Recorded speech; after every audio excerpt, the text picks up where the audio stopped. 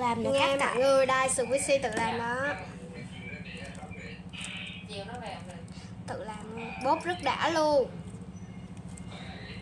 Siêu đã. Đó. Cái này nha. Cái này vàng óng ánh luôn. Siêu vàng luôn nha. Này nóng nánh. Cách làm cũng dễ dễ thôi. Nói cách làm đi. Cách làm là các bạn chỉ cần mua cái loại bong bóng mà các bạn thích.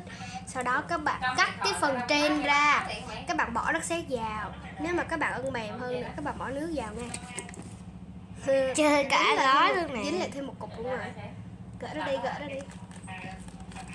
Này, chịu thôi. Water. Rồi tất cả lại nha. Đây là toàn bộ màu nha các bạn. Đẹp chưa? Cam, đen, xanh đất dương, xanh dương, vàng, xanh, đất. Tổng kết của bộ phim. Đây nè.